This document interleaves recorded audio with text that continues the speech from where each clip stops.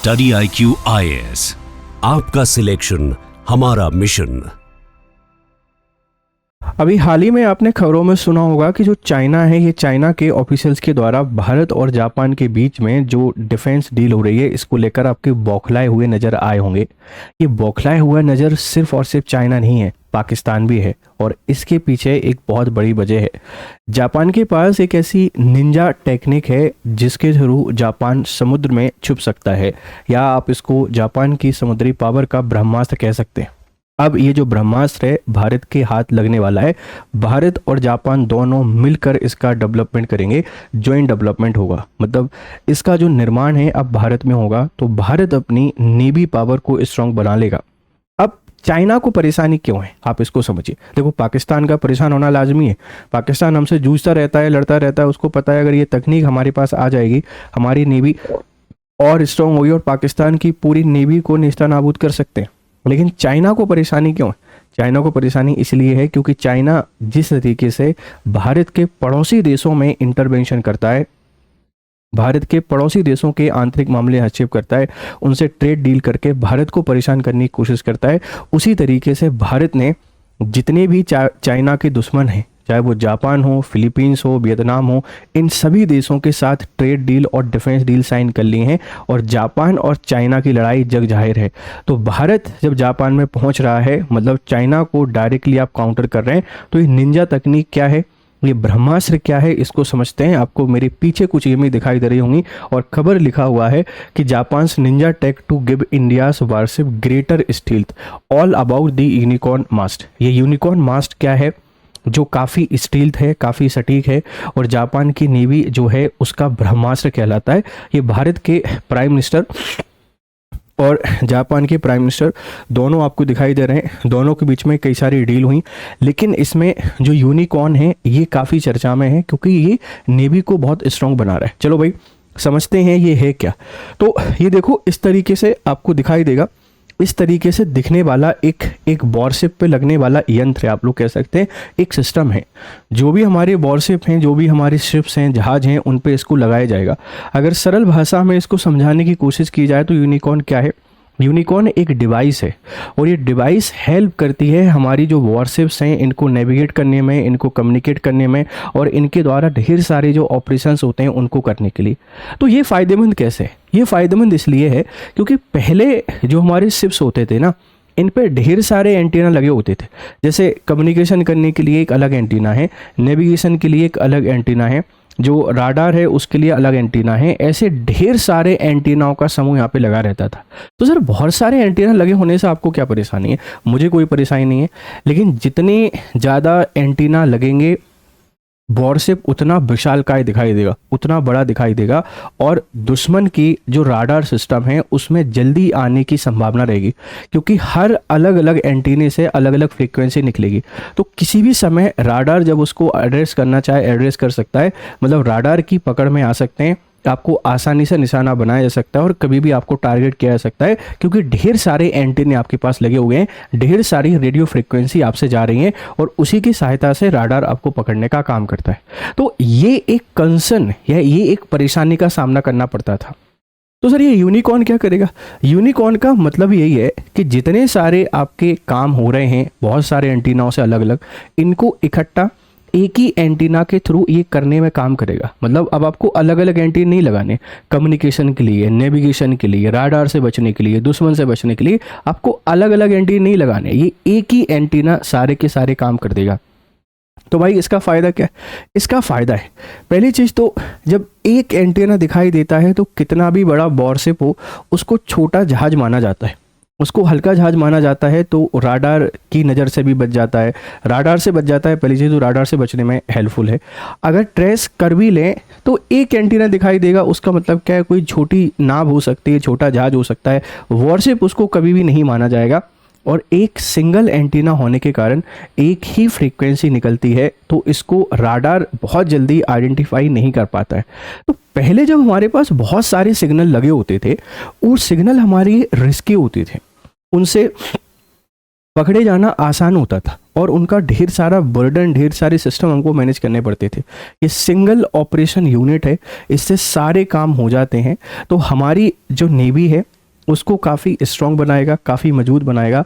और modern warfare है, इस मॉडर्न वॉरफेयर में हमारी नेवी को पावरफुल बनाने में ये इंपॉर्टेंट रोल प्ले करेगा। अब इसको प्रोड्यूस कहाँ किया जा रहा है? इसको भारत में प्रोड्यूस किया जाएगा। तो भारत में प्रोड्यूस किया जाएगा तो आत्मनिर्भर भारत को बढ़ावा मिलेगा, इससे इंफ्रास्ट्रक्चर आपका बिल्ड होगा, आधारभूत ढांचे का आपका विकास होगा, इससे रोजगार आएगा। और जब मास लेवल पे प्रोडक्शन करना शुरू कर देंगे तो आप पहले तो हमारी नेवी के सारे वॉरशिप्स को स्ट्रॉन्ग बनाएंगे, फिर हमारे जो कंट्री हैं, जो हमारे फ्रेंडली कंट्री हैं, आप उनको एक्सपोर्ट करेंगे तो आपका डिफेंस एक्सपोर्ट भी बूस्ट होगा। तो भारत आत्मनिर्भर भारत की दिशा में एक बहुत बड़ा कदम है, डिफेंस सेक्टर को सेल्फ रिलाइज बनाने में बहुत बड़ा कदम है। और सबसे इंपॉर्टेंट चीज़ है, चाइना को आप रणनीतिक दृष्टि से काउंटर कर रहे हैं, चाइना को परेशान कर रहे हैं। चाइना के ऑफिसर्स अगर बयान दे रहे हैं कि भारत और जापान की दोस्ती ठीक नहीं है, तो समझ में आइए कि हमने कहीं ऐसी जगह हाथ रख दिया है जो इनको नहीं रखना चाहिए था। तो नया जो यूनिकॉर्न आपके पास मिसाइल प्रणाली है, ये हमारे सारे के सारे वॉरशिप्स को मॉडिफाई कर देगी और ढेर सारा बर्डन जो लेके चल रहे थे इसकी जगह अब एक ही एंटीना यहाँ पर रहेगा और ये सिंगल हैंडली सारी चीज़ों को ऑपरेट करेगा। ठीक है, तो बेसिक सारी बातें मैंने आपको बता दी हैं जो आपके एग्जाम के लिए ज़रूरी है, इसकी इंपॉर्टेंस भी बता दी है। चाइना क्यों परेशान है ये भी हमने डिस्कस कर लिया है। अब आगे बढ़ के इसको और बेहतर तरीके समझते हैं। देखो, फीचर ऑफ सिप बोर्ड है ना, unicorn, unified complex radio antenna. ये यूनिफाइड कॉम्प्लेक्स रेडियो एंटीना है, ये इसका फुल फॉर्म है। मतलब एक ही रेडियो एंटीना जिसके थ्रू हमारे ढेर सारे काम यहाँ पर हो जाते हैं, इसमें सब कुछ आपको देखने को मिलेगा। Lightning protection strip, sealed antenna from lightning surge current, मतलब जो लाइट्स गिरती हैं या करंट होते हैं उनसे जो नुकसान हो पाता है शिप्स को, उसको रोकने में भी मदद करेगा। ठीक है, फिर आप देखेंगे top mounted detection antenna, faster detection of radar and communication signal. इसके थ्रू ये राडार को आसानी से डिटेक्ट कर लेता है कि राडार कहाँ पर एक्टिव है, किस साइड एक्टिव है, हमको उससे बच के चलना है। और इसी के साथ में कम्युनिकेशन जो सिग्नल होते हैं इनको भी बहुत आसानी से क्या करता है, डिटेक्ट कर लेता है। तो कम्युनिकेशन बहुत आसानी से और बहुत जल्दी आपका हो जाता है। ठीक है, ओमनी डायरेक्शनल राडार एंटीना आपके यहाँ पर देखने को मिलेगा। कम्युनिकेशन डायरेक्शनल फाइंडिंग एंटीना, ये सबकी पोजीशन कौन की कहाँ पर लगी हुई है। ये वाईफाई एंटीना है, ये लिंक 16 एंटीना है, UHF TR एंटीना है। तो ढेर सारे सिस्टम इसके अंतर्गत आपको देखने को मिल जाते हैं, जिसके थ्रू अलग अलग काम करने वाले सारे यंत्रों को हटाकर अब एक ही यंत्र आपका क्या कर रहा है, काम कर रहा है। इसके फीचर को देख लीजिए। चर्चा में क्यों है? क्योंकि जापान की प्रधानमंत्री साने तकाची की हालिया भारत यात्रा के दौरान भारत और जापान ने अपने पहले रक्षा सह विकास को डेवलपमेंट समझौते पर हस्ताक्षर किए। पहला रक्षा सह विकास का समझौता है, भारत और जापान दोनों मिलकर पहली बार डिफेंस प्रोडक्शन पर काम करेंगे और यही वजह है कि चाइना को मिर्ची यहाँ पर लग रही है। इस ऐतिहासिक समझौते के तहत भारतीय जो नौसेना है, इस भारतीय नौसेना के युद्धपोतों के लिए unicorn unified complex radio antenna mast का भारत में ही संयुक्त उत्पादन किया जाएगा। तो पहला जो प्रोडक्शन है वह यूनिकॉर्न मास्ट का प्रोडक्शन कर रहे हैं। जितने भी हमारे नेवी के वारशिप हैं उनको मॉडिफाई करेगा, उनको स्टील्थ बनाएगा, उनको बेहतर बनाएगा, उनको सिक्योर बनाएगा। ठीक है, प्रधानमंत्री नरेंद्र मोदी ने इसे दोनों देशों की रक्षा प्रौद्योगिकी साझेदारी पर एक नया अध्याय करार दिया जो हिंद प्रशांत क्षेत्र में शांति और नियम आधारित व्यवस्था को मजबूत करेगा। समझो, चाइना किसी भी ऑर्डर को मानने में बिलीव नहीं करता है। चाइना को काउंटर करने के लिए इंडो पैसिफिक रीजन में दो बड़ी पावर है, पहला इंडिया है, दूसरा जापान है। दोनों अगर साथ में आके डिफेंस प्रोडक्शन करते हैं, दोनों साथ में रहकर ट्रेड डील करते हैं, तो चाइना को आसानी से काउंटर किया जा सकता है। तो ये जो डिफेंस में अब सेल्फ रिलायंट बन रहे हैं वो मैंने माना, लेकिन इसी के साथ में इंडो पैसिफिक रीजन में पीस और सिक्योरिटी इंश्योर होगी। इंडो पैसिफिक रीजन में जो बेलगाम घोड़ा दौड़ रहा है चाइना, उसको काउंटर कर पाएंगे और आप आत्मनिर्भर रक्षा प्रणाली को भी विकसित करने में आपको हेल्प मिलेगी। तो किन दो देशों के बीच में हुआ है, क्या डेवलप कर रहे हैं, ये कौन सा है, पहले नंबर का है, ध्यान रखिएगा। अब देखो यूनिकॉर्न मास्ट है क्या। यूनिफाइड कॉम्प्लेक्स रेडियो एंटीना है, इसे नोरा 50 के नाम से भी जाना जाता है। पारंपरिक युद्धपोतों पर संचार, नेविगेशन, राडार के दर्जनों अलग अलग खुले एंटीना लगे होते थे जो एक जंगल जैसा ढांचा बनाते थे। यूनिकॉर्न इन सभी अलग अलग एंटीना को एक सिंगल राडार डोम के अंदर समाहित कर लेगा। जैसे कोई भी आपके पास शिप है, इस शिप के अंतर्गत है ना, एक एंटीना लगा है, 2 लगे हैं, 3 लगे हैं, 4 लगे हैं, 5 लगे हैं, एंटीना नहीं, पूरा का पूरा एक जाल हो गया। हर एक एंटीना से अलग अलग रेडियो फ्रीक्वेंसी निकलेगी, तो उसको ट्रेस करना, राडार से आइडेंटिफाई करना आसान हो जाता था, बर्डन बढ़ता था, एनर्जी कंजप्शन भी बढ़ता था और एक बहुत अजीब सा माहौल हमको शिप्स पे देखने को मिल जाता था। अब इसको सिर्फ और सिर्फ एक ही सिग्नल के थ्रू ऑपरेट किया जाएगा। इस ढांचे के अंदर tactical data link TACN, tactical air navigation system, सामान्य संचार IIF, आइडेंटिफिकेशन फ्रेंड और फोई और ESM, इलेक्ट्रॉनिक सपोर्ट मेजर जैसे उपकरण शामिल हैं। इसमें वो सभी आधुनिक तकनीकें हैं जिनके माध्यम से संचार किया जा सकता है, जिनके माध्यम से राडार से बचा जा सकता है, जिसके माध्यम से आप आइडेंटिफाई कर सकते हैं कि कौन सा वॉरशिप दुश्मन का है, कौन सा वॉरशिप अपने दोस्त का है। तो सारी चीज़ों को नेविगेट कर पाएगा, सारी चीज़ों का संचालन कर पाएगा, नेविगेशन में हेल्प करेगा और राडार से बचाने में आपकी मदद करेगा। तो बहुत स्ट्रॉन्ग तकनीक ये बन जाती है।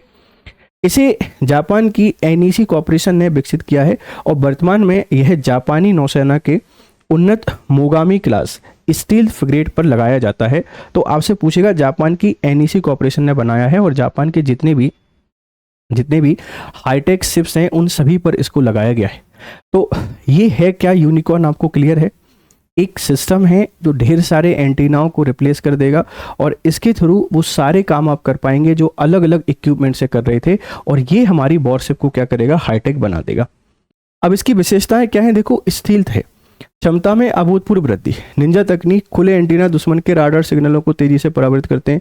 यूनिकॉर्न इन्हें एक चिकने डोम में छिपाकर युद्धपोत का राडार क्रॉस सेक्शन काफी कम कर देता है। इससे एक विशाल युद्धपोत दुश्मन के राडार स्क्रीन पर बहुत छोटा या लगभग अदृश्य दिखाई देता है। तो सबसे पहले इसकी जो क्वालिटी है वो इंपॉर्टेंट है। बहुत सारे एंटीना रहते हैं, पकड़े जाते थे, अब ये उनको ऐसा रिफ्लेक्ट करेगा कि वहां तक पहुंचेगा ही नहीं, और पहुंचेगा तो एक छोटे जहाज के तौर पर पहुंचेगा, तो आप पे हमला होने की संभावना नहीं होगी। एक छोटी नेव जहाज या बोट आपको मान लिया जाएगा।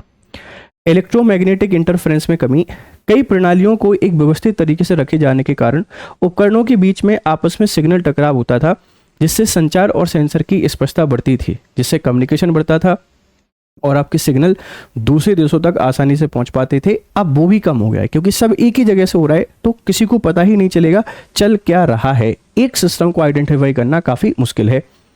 रखरखाव में आसानी, पूरे जहाज पर फैले एंटीना की मरम्मत की जगह नौसैनिकों को केवल एक ही सिस्टम का रखरखाव करना होता है, जो अधिक किफ़ायती और सुलभ है। और बेहतर अर्ली वार्निंग, यह सिस्टम दुश्मन के राडार और रेडियो सिग्नलों को काफ़ी दूर से पकड़ने में सक्षम है, जिससे हमले की स्थिति में प्रतिक्रिया का अधिक समय यहाँ पे मिल सकता है। तो ढेर सारे इसके फीचर हैं, ढेर सारी इसकी यूटिलिटी है और भारत की जो नेवी है इसको पावरफुल बनाएगा, चाइना और पाकिस्तान की नींद खराब कर देगा। इसी के साथ में इंडो पैसिफिक रीजन में भारत को स्ट्रॉन्ग मजबूत बनाने में बहुत मदद करेगा। इंफ्रा बिल्ड होगा, सेल्फ रिलायंस भारत बनेगा, ढेर सारी चीज़ें होंगी। अब देखो इसका भू राजनीतिक महत्व क्या है। चीन की आक्रामकता का मुकाबला, चाइना जिस तरीके से इंडो पैसिफिक रीजन में अपना विस्तार करता रहता है, दूसरों के जहाज़ों पर नज़र रखा रहता है, तो भारत भी इस सिस्टम के थ्रू चाइना की जो नेवी है, चाइना का जो ट्रेड है उस पर नज़र रख पाएगा। चाइना आइडेंटिफाई भी नहीं कर पाएगा और अगर हमको कुछ भी इलीगल लगेगा तो हम चाइना पे अटैक कर सकते हैं, उसके जो जहाज हैं उनको काउंटर यहाँ पे कर सकते हैं। तो चाइना की जो आक्रामकता है उसका जवाब आप यहाँ पर दे पाएंगे। मेक इन इंडिया और रक्षा आत्मनिर्भरता, भारत में ही हमारी डिफेंस तकनीक बन रही है, तो आपातकाल के समय दूसरों पर निर्भर रहना नहीं पड़ेगा। इसका मेंटेनेंस हम खुद करेंगे और डिफेंस प्रोडक्शन के हब के तौर पर इमर्ज होने में आपको बहुत हेल्प करेगा। जापानी रक्षा निर्यात की नीति, मतलब द्वितीय विश्व युद्ध के बाद जापान हथियारों के निर्यात पर सख्त प्रतिबंध लगाया था।